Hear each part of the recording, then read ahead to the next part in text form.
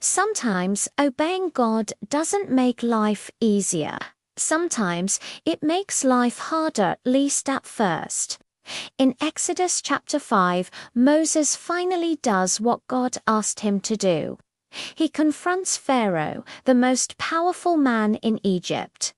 And instead of freedom, things get worse. This is the story of Moses confronting Pharaoh and the uncomfortable truth that obedience can bring resistance before results. After years of fear, doubts, and excuses, Moses finally stands where God told him to stand. He is no longer arguing with God at the burning bush. He is no longer hiding in Midian. Now Moses walks into Pharaoh's court with Aaron by his side. They carry no weapons, no army, only a message. Moses speaks with clarity and courage. This is what the Lord, the God of Israel, says. Let my people go, so that they may hold a festival to me in the wilderness. This is not a negotiation, it is a command, but Pharaoh is not impressed. Pharaoh responds with arrogance and disbelief. Who is the Lord, that I should obey him and let Israel go?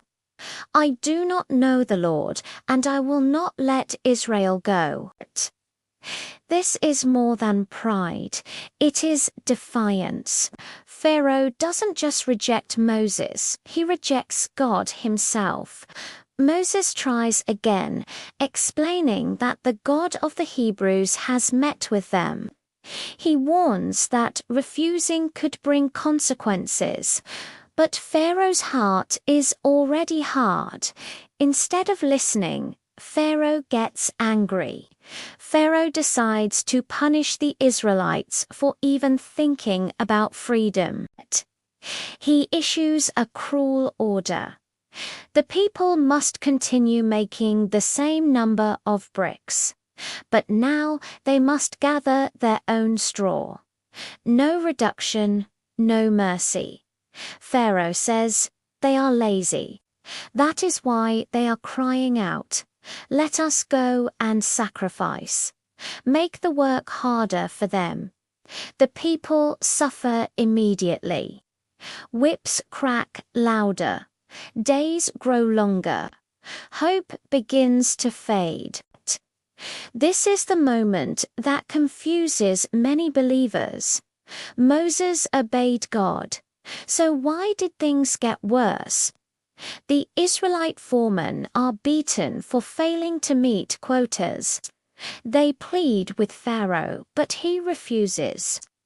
Broken and furious, they turn on Moses and Aaron. They say, "May the Lord judge you. You have made us hateful to Pharaoh. You have put a sword in his hand to kill us." Moses is crushed. The very people he came to help now blame him. This is the cost of leadership. This is the weight of obedience. Moses goes back to God not in confidence, but in pain. He asks the question many people are afraid to say out loud. "Lord, why have you brought trouble on this people?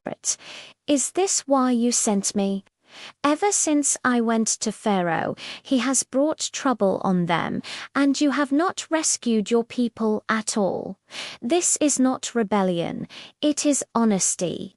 Moses doesn't walk away from God, he brings his confusion to him. God does not reject Moses for this. Instead, he prepares to reveal his power. Exodus 5 teaches a hard but necessary truth.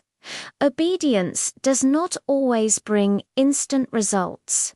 Sometimes it exposes resistance first. God was not failing. He was setting the stage. Pharaoh's hardness would soon reveal God's strength. The delay would make the deliverance undeniable. What looked like defeat was preparation. If you are doing what is right and things feel harder, you are not abandoned. Moses stood between promise and fulfillment, and so might you. The story doesn't end in Exodus 5. God is just getting started. Sometimes the path to freedom passes through frustration, but God never forgets his promise.